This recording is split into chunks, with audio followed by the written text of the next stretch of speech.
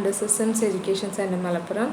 This is the paper Social History of England and the History of English Literature, Unit 7, the Age of Hardy and the Present Age, 1887 to 1928. It may be considered as the first jubilee of Queen Victoria in 1887 as the end of the age of Tennyson. There was no one after the death of Tennyson to tell the sentiments of the British nation. The little creators at this time had no intelligent regard for the uses of tradition. They imitated or revolted arrogantly. They could not create a new tradition such as a group of little geniuses for a period of 40 years between 1887 and 1928 was called the Age of Hardy. In the 1890s, a new group of authors and artists set out to state that all art was useless.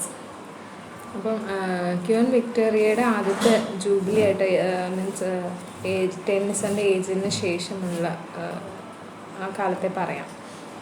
അപ്പം ഇങ്ങനെ ടെന്നിസൻ്റെ മരണശേഷം British നേഷൻ്റെ sentiments പറയുന്ന ഒറ്റ എഴുത്തുകാരും ഉണ്ടായിട്ടില്ല. അതുപോലെ തന്നെ ആ ട്രഡീഷനെ യൂസ് ചെയ്തിട്ടുള്ള ക്രിയേഷൻസ് ഒന്നും ഉണ്ടായിട്ടില്ല. അവർ ഇങ്ങനെ ഇമിറ്റേറ്റ് ചെയ്യുക, അല്ലാതെ ഇങ്ങനെ അരഗൻ്റായിട്ടുള്ളൊരു വിപ്ലവം നടത്തുക എന്നുള്ളതല്ലാതെ പുതിയ ഒരു ഇൻ്റലിജൻറ്റ് വർക്ക്സ് ഒന്നും വന്നിട്ടുണ്ടായിരുന്നില്ല. അപ്പം ഒരു 40 വർഷത്തോളം 1887 to 1928 കാലഘട്ടം വരെ അങ്ങനെയുള്ള ഒരു ഗ്രൂപ്പ് ഓഫ് ലിറ്റിൽ ജീനിയസസ് ഒന്നും വന്നിട്ടില്ല. അപ്പം ആ ഒരു ഏജിനെ പറയണത് ഏജ് ഓഫ് ഹാർഡി എന്നാണ്. അപ്പോൾ 1890s ശേഷം അങ്ങനെയുള്ളൊരു ന്യൂ ഗ്രൂപ്പ് ഓഫ് ഓതേഴ്സ് വന്നു. പക്ഷേ ആർട്ട് യൂസ്ലെസ് ആണ് എന്ന് പറയുന്ന രീതിയിലുള്ള ആളുകളാണ്. Oscar wild 1856 to 1900. While as a foremost writer of the new group in the 1890s, he was attracted by the theory of Walter Pater, who was a mentor of the aesthetic movement. While was having flashing wit and used decorated style in his writings, a series of dialogues of literature and arts called Intentions was very famous. He had a verbal gymnastics. His Importance of Being Earnest was a comedy of manners placed on par with Sheridan. He also wrote The Happy Prince, De Profundis and The Ballad of Tading Gavol, while he was a calculative artificial incapable of sincerity and simplicity.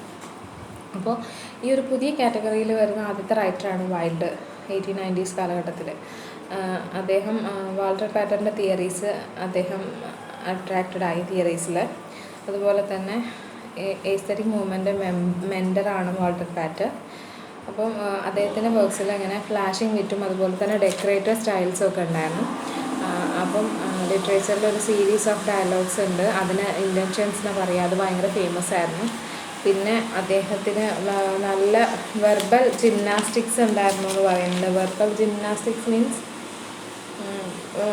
നല്ല വാക്ചാതുര്യം എന്നൊക്കെ പറയാം നമുക്ക്. His importance of being earnest, അത് comedy of മാനേഴ്സിൻ്റെ അണ്ടറിൽ വരുന്നൊരു വർക്കാണ്. അതുപോലെ തന്നെ അദ്ദേഹം എഴുതിയിട്ടുള്ള വർക്ക്സാണ് happy prince, de profundis, ballad of reading gaol, വൈൽ. പിന്നെ പറഞ്ഞാൽ അദ്ദേഹം ഒരു കൗശലമായിട്ട് എഴുതുന്ന ആളാണ്. സിൻസിയറിറ്റി, സിംപ്ലിസിറ്റി ഒന്നും അദ്ദേഹത്തിൻ്റെ വർക്ക്സിൽ ഉണ്ടായിരുന്നില്ല എന്ന് പറയുന്നുണ്ട്. There were other writers in the same group like Beardsley, Charles Conder, Ernest Townsend, Lionel Johnson, John Davidson. പിന്നെയുള്ള ആ ഗ്രൂപ്പിൽ തന്നെ വരുന്ന ചില റൈറ്റേഴ്സിൻ്റെ പേരാണ് പറഞ്ഞത്. പിന്നീട് വരുന്നതാണ് Thomas hardy 1840 to 1928. As a writer, Hardy was a living paradox. He had trained as an architect. An intimate knowledge of local churches shaped his writings. As a poet, much of his poetry was in prose. His poetic genius was displayed in his novels. Hardy wrote novels like Tess of the Upper Villas, The Return to the Native, The Woodlanders, Far from the Madding Crowd, Jude the Obscure. He contributed poems like Bess's poems, Hap and the Dinahs. അദ്ദേഹത്തിന് living paradox എന്നാണ് അദ്ദേഹത്തിന് അറിയപ്പെട്ടിരുന്നത്. അദ്ദേഹം ഒരു training architect ആയിരുന്നു. അദ്ദേഹത്തിന് ഈ local ചർച്ചസിൻ്റെ ഇതിനെക്കുറിച്ചൊക്കെ നല്ല നോളജ് ഉണ്ടായിരുന്നത് അദ്ദേഹത്തിൻ്റെ എഴുത്തിൽ വന്നിട്ടുണ്ട്. അപ്പോൾ ഒരു പോയറ്റ്, അദ്ദേഹത്തിൻ്റെ പോയട്രി ഒരു പ്രോസിൻ്റെ രൂപത്തിലാണ് അദ്ദേഹം എഴുതിയിട്ടുള്ളത്. അദ്ദേഹത്തിൻ്റെ പോയറ്റിക് ജീനിയസ് അദ്ദേഹത്തിൻ്റെ നോവൽസിലും കാണാനായിട്ട് കഴിയുന്നു. അദ്ദേഹം എഴുതിയ നോവൽസാണ് Tess of the d'Urbervilles, The Return to the Native, Woodlanders, Far from Madding Crowd, അതുപോലെ തന്നെ Jude and the Obscure. പിന്നെ അദ്ദേഹം പോയിംസിൽ ഒരുപാട് കോൺട്രിബ്യൂട്ട് ചെയ്തിട്ടുണ്ട്. വെസറ്റ്സ് പോയിംസ്, ഹാപ്പ്, ഡൈനാക്സ് ഒക്കെ അദ്ദേഹത്തിൻ്റെ പോയട്രി കളക്ഷൻസ് ആണ്.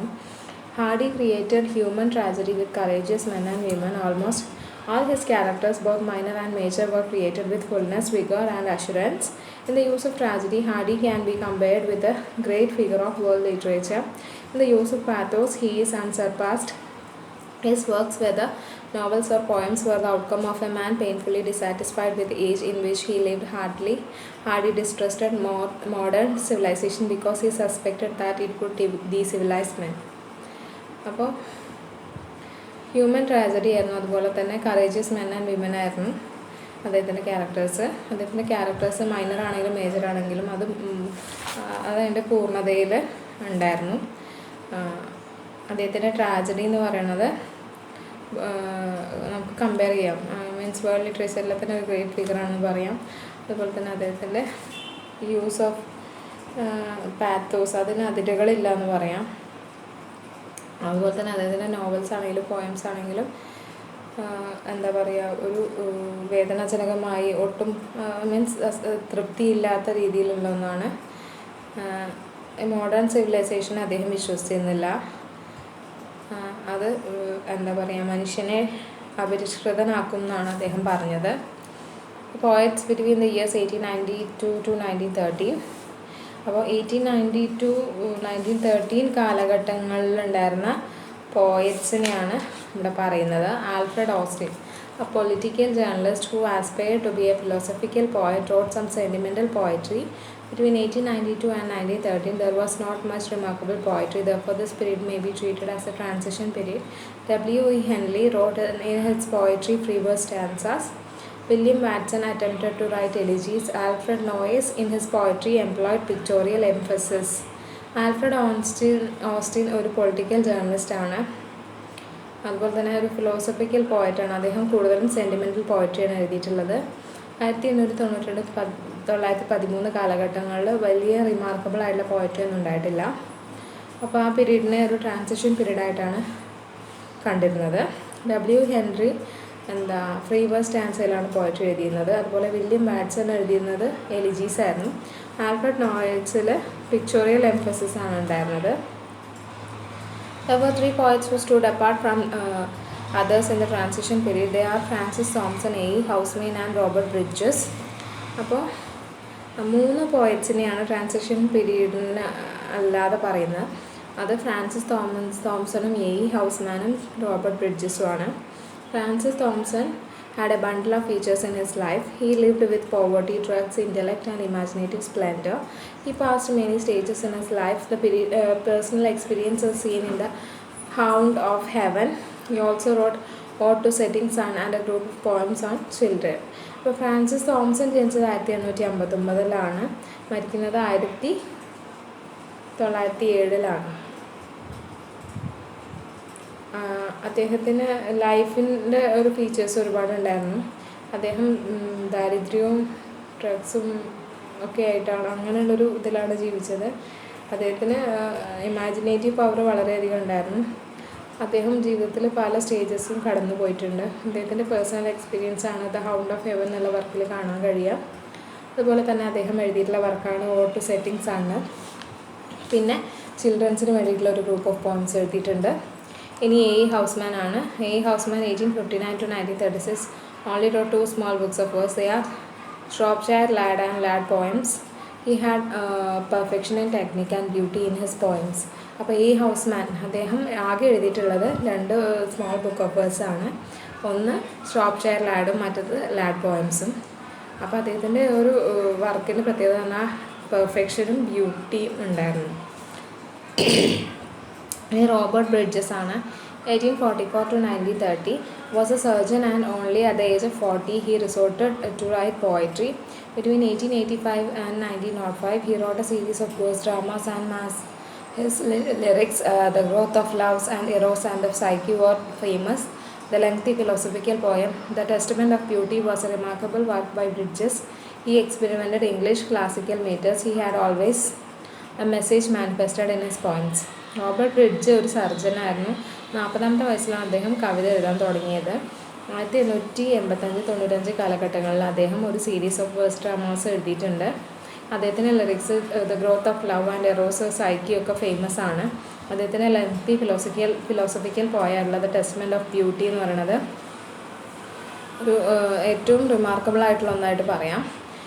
അദ്ദേഹം ക്ലാസിക്കൽ മീറ്റേഴ്സൊക്കെ ഇംഗ്ലീഷിൽ പരീക്ഷിച്ചിരുന്നു.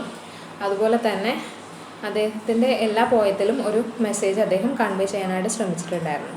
ഇനി ദ റിവൈവൽ ഓഫ് പോയട്രി ആണ്. So many poets after this poets in the transition were contemporary poetry. Rupert Brooke gave Georgian poetry, the great lover, the old vicarage and the Grantchester. Ralph Hodgson wrote the bull, the song of honor, Eve, the gypsy girl. John Masefield brought out sea songs and ballads like Dauber, Reynard, the fox, everlasting mercy, window in the by street and the daffodil fields. അപ്പം ഈ transition പോയറ്റ്സിൻ്റെ പിന്നെ ഇപ്പോഴത്തെ contemporary poetry ഒക്കെ എഴുതുന്ന ആളുകളായിരുന്നു പിന്നെയുള്ള poets എന്ന് പറയുന്നത്. ഇപ്പോൾ റൂബർട്ട് ബ്രൂക്കിൻ്റെ Gregorian poetry, great lover, old vicarage, Grantchester ഒക്കെ അദ്ദേഹത്തിൻ്റെ വർക്ക്സാണ്. പിന്നെ റാൽഫ് ഹോഡ്സൻ്റെയാണ് bull, song of honour, Eve, gipsy girl. പിന്നെ ജോൺ മാസ്ഫീൽഡ് ആണ് സീ സോങ്സും ബലാഡ്സും, Dauber, Reynard, fox, everlasting mercy, widow in the bye street and daffodil fields ഒക്കെ. പിന്നെ ഡ്രാമാറ്റിസ്റ്റ് ഓഫ് ദ ട്രാൻസിഷൻ, ആ ട്രാൻസിഷൻ പീരീഡിലെ ഡ്രാമാറ്റിസ്റ്റ്, നാടകകൃത്തുക്കൾ. The 1860s was a starting point for the problem placed T.W. Robertson, Henry Arthur Jones and A.W. Pinero were accomplished playwrights of this type. അപ്പം problem place എഴുതിയിരുന്ന എഴുത്തുകാർ പറയുന്നത് ഒന്ന് T.W. Robertson, മറ്റത് Henry Arthur Jones, പിന്നെ A.W. Pinero, ഇവരൊക്കെ. ഇനി J.B. Show, George Bernard show, 1856 to 1950. Shaw was the man who brought about a revolution in the drama. Shaw came to London from Dublin penniless. He became popular through local politics and journalism. Then he entered into theatre, bringing life into it. He wrote about housing conditions, religion, finance and prostitution. With his wit and humour, Shaw compelled everyone to listen to him. Shaw knew the technique of setting the stage according to the living material he had collected. He expressed strong common sense in his works. His important works are Widows, Houses, Candida, You Never Can Tell, Man and Superman, Much to Methuselah, Saint Joan, Heartbreak House and the Apple Cant. അപ്പോൾ George Bernard show എന്ന് പറയുന്നത് ഡ്രാമയിൽ ഒരു revolution കൊണ്ടുവന്ന ഒരാളാണ്. അദ്ദേഹം ലണ്ടനിലേക്ക് വന്നത് ഡുബ്ലിനിൽ നിന്നാണ്. പിന്നെ അദ്ദേഹം പോപ്പുലർ ആയത് പൊളിറ്റിക്സിലൂടെയും ജേർണലിസ്റ്റിലൂടെയാണ്. പിന്നീട് അദ്ദേഹം തിയേറ്ററിലേക്ക് വന്നു. അതിന് ആ ഒരു ഡ്രാമയ്ക്ക് തന്നെ ജീവൻ നൽകി അദ്ദേഹം എന്ന് പറയാം. അദ്ദേഹം കാര്യമായിട്ട് എഴുതിയത് ഈ ഹൗസിങ് കണ്ടീഷൻസ്, റിലീജിയൻ, ഫിനാൻസ്, പ്രോസ്റ്റിറ്റ്യൂഷനെ ബേസ് ചെയ്തിട്ടായിരുന്നു. അദ്ദേഹത്തിന് നല്ല വിറ്റ് ആൻഡ് ഹ്യൂമറൊക്കെ ഹ്യൂമറസ് ആയിട്ടുള്ള വർക്ക്സൊക്കെ ആയിരുന്നു അദ്ദേഹത്തിൻ്റെ. അപ്പം അദ്ദേഹത്തിനെ എല്ലാവരും ശ്രദ്ധിക്കുകയാണ്. പിന്നെ എങ്ങനെയാണ് ഒരു ലിവിങ് മെറ്റീരിയൽസ് വെച്ചിട്ട് സ്റ്റേജ് സെറ്റ് ചെയ്യേണ്ടതെന്നുള്ളതിനെക്കുറിച്ച് അദ്ദേഹത്തിന് അറിയാമായിരുന്നു. അതുപോലെ തന്നെ കോമൺ സെൻസ് ഉണ്ടായിരുന്നു അദ്ദേഹത്തിൻ്റെ വർക്ക്സിന്. അദ്ദേഹത്തിൻ്റെ ഇമ്പോർട്ടൻറ്റ് വർക്ക്സാണ് widowers house, Candida, you never can tell, man and superman, back to Methuselah, saint Joan, heart break house and the apple ക്യാൻ. ഇനി Irish drama and poetry. The Irish National Theatre was started by endeavour of William Butler Yeats. He contributed several notable poetic plays like The Land of Heart Desire and The Countess Kathleen. Yeats' genius was more poetic than dramatic. His early lyrics placed him in high position among the contemporary poets. He was awarded Nobel Prize in 1923 for literature. George William Russell was also an outstanding personality in Irish literature. He wrote under pseudonym A.E. Russell. He became famous as a poet, dramatist, editor and essayist. അപ്പോൾ Irish national theatre തുടങ്ങിയത് William Butler ഈറ്റ്സിൻ്റെ ഇതിലായിരുന്നു. അദ്ദേഹം ഒരുപാട് poetic plays contribute ചെയ്തിട്ടുണ്ട്. The land of heart desire, അതുപോലെ countless കാത്തലിനൊക്കെ അതിന് എക്സാമ്പിളാണ്. അദ്ദേഹത്തിൻ്റെ ജീനിയസ് പോയറ്റിക്കിലെ ഉപരി ഡ്രാമാറ്റിക് ആയിരുന്നു. അപ്പോൾ അദ്ദേഹത്തിൻ്റെ ഏർലി ലിറിക്സൊക്കെ നല്ല ഹയർ പൊസിഷൻ ഉണ്ടായിരുന്നു അന്നത്തെ കാലത്തെ പോയറ്റ്സിൻ്റെ ഇടയിൽ.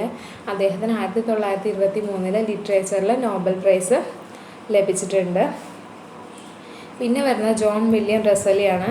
അദ്ദേഹത്തിൻ്റെ ഐറിഷ് ലിറ്ററേച്ചറിലെ ഒരു ഔട്ട്സ്റ്റാൻഡിങ് പേഴ്സണാലിറ്റി ആയിട്ട് അദ്ദേഹത്തിന് പറയാം. അദ്ദേഹം എ.ഇ. റസൽ എന്ന തുലികാനാമത്തിലാണ് എഴുതിയിരുന്നത്. അദ്ദേഹം ഒരു ഫേമസ് പോയറ്റും ഡ്രാമാറ്റിസ്റ്റും എഡിറ്ററും അതുപോലെ തന്നെ എസ്സേയിസ്റ്റുമായിരുന്നു. Irish National Theatre was attracted by capable group of young dramatists. James Inge wrote The Playboy of the Western World, Riders to the Sea and Other Plays. Sean O'Casey wrote Juno and the Peacock and The Plough and the Stars. Lady Gregory wrote The History of Modern Irish Drama in Our Irish Theatre. അപ്പോൾ Irish national theatre attract ചെയ്തത് young ഡ്രാമാറ്റിസ്റ്റിനെ ആയിരുന്നു. James ഇഞ്ചിൻ്റെ the playboy of the western world, riders to the sea, അങ്ങനെ ഒരുപാട് plays ഉണ്ട്. അതുപോലെ Sean കാസിയുടെ Juno and the peacock, plough and the stars ഒക്കെ. പിന്നെ ലേഡി ഗ്രിഗറിയുടെയാണ് മോഡേൺ ഐറിഷ് ഡ്രാമയുടെ ഹിസ്റ്ററി ആയിട്ട് പറയുന്ന our Irish theatre. There were playwrights who contributed to theatre. They are J.B. Marie, who wrote The Admirable Crichton and Peter Pan. John Galsworthy wrote 3 excellent plays, Strife, The Silver Box and The Skin Game. H.G. Banger brought out a good social comedy, The Boise Inheritance. അപ്പം തിയേറ്ററിലേക്ക് contribute ചെയ്ത ഒരുപാട് play rights ഉണ്ടായിരുന്നു. ഒന്ന് J.B. മാരി, അദ്ദേഹത്തിൻ്റെയാണ് the admirable ക്രിസ്റ്റണും Peter പാനും. പിന്നെ ജോൺ ഗാൽസ്വർത്തിയുടെ 3 എക്സലൻറ്റ് പ്ലേസ് ഉണ്ട്, strife, silver box, skin game. പിന്നെ H.G. ബാങ്കറിൻ്റെയാണ് ദ വോയ്സി ഇൻഹെറിറ്റൻസ് എന്ന് പറയുന്നത്. പിന്നെ അന്നത്തെ കാലത്തെ നോവലിറ്റ്സ് ആയിരുന്നു, novelists of the transition. Romance occupied mostly the English novel during the most part of the 19th century. From 1885 onwards, the novelist started treating the realistic themes realistically in a dispassionate and non-sentimental manner. അപ്പം റൊമാൻസിന് ഒരു English നോവലിലൊരു പ്രധാന പങ്കുണ്ടായിരുന്നു 19th സെഞ്ച്വറിയിൽ. 1885 തൊട്ട് ഇങ്ങനെ realistic തീമുകളൊക്കെ അതുപോലെ തന്നെ sentimental മാനറിലല്ലാതെയായിരുന്നു അന്ന് വന്നിരുന്നത്. George Moore wrote Esther Waters in aesthetic realism. George Gissing wrote Born in Exile in the same way. Rudyard Kipling was a unique short story writer. He was a master of many moods, from folklore to post-performing ease to the best. He widened the range of fiction with his stories of machinery and animals. Kim is the only novel comparable in merit with his short stories. അപ്പോൾ George Moore എഴുതിയതാണ് Esther waters. അതിനൊരു aesthetic realism ഉള്ള വർക്കാണ്, ഒരു സൗന്ദര്യാത്മകമായിട്ടുള്ള ഒരു ഇതുള്ള വർക്കാണ്. അതുപോലെ തന്നെ ജോർജ് ഗിസിങ്ങിൻ്റെ ബോൺ ഇൻ എക്സൈൽ അതും അതുപോലെ എഴുതിയാണ്. പിന്നെ റൂഡിയർ കിപ്ലിംഗ് എന്ന് പറയുന്നത് ഒരു ഷോർട്ട് മീൻസ് അന്നത്തെ കാലത്ത് ഒരു യുണീക്ക് ആയിട്ടുള്ള ഷോർട്ട് സ്റ്റോറി റൈറ്ററാണ്. അതുപോലെ തന്നെ ഫോക്ലോർ ടു ഫോഴ്സ് അദ്ദേഹത്തിൻ്റെ ഏറ്റവും ബെസ്റ്റ് ആയിട്ടുള്ള വർക്ക്സ് വരുന്നുണ്ട്. പിന്നെ ഫിക്ഷൻ്റെ റേഞ്ച് തന്നെ അദ്ദേഹം മാറ്റി, മിഷനറി അനിമൽസൊക്കെ അദ്ദേഹം അതിൽ ഉൾപ്പെടുത്തി. അതുപോലെ തന്നെ കിമ്മിൻ്റെ ഓൺലി നോവലാണ് അങ്ങനെ ഒരു ഒറ്റ നോവലിനെ അങ്ങനെ ഒരു മെറിറ്റുള്ളൂ, പിന്നെ ഉള്ളതൊക്കെ short സ്റ്റോറീസാണ്. The two writers, Stanley Weyman and Maurice Hewlett, produced historical fiction. Conan Doyle's Sherlock Holmes has become immortal among detective fiction. അപ്പോൾ 2 റൈറ്റേഴ്സ് ഉണ്ട്, സ്റ്റാൻലി വെയ്മാനും മോറിസ് ഹെവൽറ്റിൻ്റെയും. അവർ ഹിസ്റ്റോറിക്കൽ ഫിക്ഷൻസാണ് എഴുതിയിരുന്നത്. പിന്നെ ആർതർ കോനൻ ഡോയലിൻ്റെയാണ് ഷെർലക് ഹോംസ്, അത് ഡിറ്റക്റ്റീവ് ഫിക്ഷൻ്റെ കീഴിൽ വരുന്നതാണ്. പിന്നെ 20th സെഞ്ച്വറി നോവലിസ്റ്റുകളാണ്. For a quarter century after Dickens, the English novel was with Hardy. H.G. Wells, a novelist of substantial quality, produced The Time Machine, Love and Mr. Lewisham, Gibbs and the History of Mr. Polly. He is mixed in his works comedy and humanitarianism. Tono Bangai was considered to be the best novel of Wells. He was of the view that the novel should no longer be merely to entertain but serve a platform for the propagation of ideas of the society. ഒരു quarter century ഡിക്കൻസിന് ശേഷം English നോവലിൽ ഹാർഡിയുടെ കയ്യിലായിരുന്നു. H.G. Wells നല്ല ക്വാളിറ്റിയുള്ള ഒരു നോവലിസ്റ്റായിരുന്നു. അദ്ദേഹത്തിൻ്റെയാണ് time machine, love and mister Lewisham, അതുപോലെ Kipps, history of mister പോളിയൊക്കെ. പിന്നെ കോമഡിയും ഹ്യൂമാനിറ്റേറിയനിസം ഒക്കെ ഉൾക്കൊള്ളിച്ചിട്ടുള്ളൊരു വർക്കാണ് H.G. വെൽസിൻ്റെ ടോണോ ബങ്കായി. അങ്ങനെയുള്ള അദ്ദേഹത്തിൻ്റെ ഒരു ബെസ്റ്റ് നോവലാണ്. അതുപോലെ തന്നെ നോവൽസ് എന്ന് പറയുന്നത് എൻ്റർടൈൻ ചെയ്യാൻ മാത്രമല്ല, സൊസൈറ്റിയുടെ ഐഡിയാസ് പ്രൊപ്പഗേറ്റ് ചെയ്യാനുള്ള ഒന്നുകൂടിയാണെന്നാണ് അദ്ദേഹം പറയുന്നത്. Joseph Conrad originated from Poland to serve French and British merchant ships. He wrote in English the best sea stories. He set an example for the psychological novels. He used a peculiar, perplexing narrative method. A unifying idea and the theory of art runs through Conrad's novels and tales. His famous works are Lord Jim, Chance and Victory. Arnold Bennett and William D. Morgan was other two novelists. Their literary style corresponded with their subject matter. അപ്പോൾ Joseph കോർണാഡ് വന്നത് പോളണ്ടിൽ നിന്നാണ്. അദ്ദേഹം French British merchant ഷിപ്സിനെ serve ചെയ്യാനാണ് വന്നത്. അദ്ദേഹത്തിൻ്റെയാണ് ഏറ്റവും ബെസ്റ്റായിട്ടുള്ള see stories. അദ്ദേഹം psychological നോവൽസിൻ്റെ example തന്നിട്ടുണ്ട്. അതുപോലെ തന്നെ ഒരു പെക്യൂലിയർ ആയിട്ടുള്ള ഒരു നരേറ്റീവ് മെത്തേഡാണ് അദ്ദേഹം യൂസ് ചെയ്തിരുന്നത്. ഒരു യൂണിഫൈയിങ് ഐഡിയയിലൂടെയാണ് കോർണാഡിൻ്റെ നോവലും ടെയിൽസും ഒക്കെ കടന്നു പോയിരുന്നത്. അതുപോലെ തന്നെ അദ്ദേഹത്തിൻ്റെ ഫേമസ് വർക്കാണ് ലോർഡ് ജിം, ചാൻസ്, വിക്ടറി ഒക്കെ. പിന്നെ വരുന്ന റൈറ്റേഴ്സാണ് അർണോൾഡ് ബെന്നറ്റും വില്യം ഡി മോർഗനും. അപ്പോൾ അവരുടെ ലിറ്റററി സ്റ്റൈൽ എന്ന് പറയുന്നത് സബ്ജക്റ്റ് മാറ്റർ റിലേറ്റഡ് ആയിരുന്നു. പിന്നീട് പ്രോസാണ്. There was a revolutionary change in journalism in the closing years of influences of Alfred Hamsworth, O'Connor and Bernard Shaw led a new medium of periodical essay. അപ്പോൾ ഒരു revolutionary change തന്നെ, ഒരു വിപ്ലവാത്മകമായ മാറ്റം തന്നെ ജേർണലിസത്തിലൊക്കെ വന്നിട്ടുണ്ട്. Alfred ഹാംസ്വർത്തിൻ്റെയും അതുപോലെ തന്നെ ബെർണാഡ് ഷോൻ്റെയും ഓ'കോണറിൻ്റെയൊക്കെ ഇൻഫ്ലുവൻസിലൂടെ. അപ്പോൾ ഒരു പുതിയൊരു മീഡിയം പെരിയോഡിക്കൽ എസ്സേയാണ് അവർ അതിനുപയോഗിച്ചത്. Not all the writers contributed to the press. അപ്പോൾ എല്ലാ റൈറ്റേഴ്സും പ്രസ്സിന് വേണ്ടി കോൺട്രിബ്യൂട്ട് ചെയ്തിരുന്നില്ല. Two writers, Robert Lynd and A.G. Gardner did admire works to the press. പക്ഷേ റോബർട്ട് ലൈൻഡും A.G. ഗാർഡ്നറും പ്രസ്സിന് വേണ്ടിയിട്ടുള്ള അഡ്മയറബിൾ വർക്ക്സ് എഴുതിയിട്ടുണ്ട്. E.V. Lucas combine the qualities of familiar essay and the novel and of the novel. എസ്സേയുടെയും നോവലിനെയും ഒരു combination പറയുന്നുണ്ട്. അതിൻ്റെ ക്വാളിറ്റീസിനെ കുറിച്ച് അദ്ദേഹം പറയുന്നുണ്ട് E.V. Lucas. There were other prose writers like Max Beerbohm, Kenneth Graham, A.A. Milne, C.M. Doughty, W.H. Hudson, Leighton Strachey contributed elaborately. ഇവരൊക്കെ ഒരുപാട് കോൺട്രിബ്യൂഷൻസ് നടത്തിയിട്ടുള്ള പ്രോസ് റൈറ്റേഴ്സാണ്. ഇനി ഇതിൻ്റെ കൺക്ലൂഷനാണ്. The age of Hardy, though had not presented an important movement of literary style to literature, it acted as a bridge between the period of transition and present age. In many ways, the age of Hardy acted as a preparatory ground for the modern literature. അപ്പോൾ age of hardy ഒരുപാട് പ്രധാനപ്പെട്ട മൂവ്മെൻറ്റോ literary style ഒന്നും കൊണ്ടുവന്നിട്ടില്ലെങ്കിലും പുതിയ period of ട്രാൻസിഷനിൽ നിന്ന് present ഏജിലേക്ക് പോകാനുള്ള ഒരു പാലം എന്ന രീതിയിൽ നമുക്ക് ഏജ് ഓഫ് ഹാർഡീനെ പറയാം. അതുപോലെ തന്നെ ഈ ഹാർഡിയുടെ ഏജ് എന്ന് പറയുന്നത് മോഡേൺ ലിറ്ററേച്ചറിലേക്കുള്ള ഒരു പ്രിപ്പറേഷൻ ആയിട്ട് നമുക്ക് പറയാനായിട്ട് സാധിക്കും. Thank you all.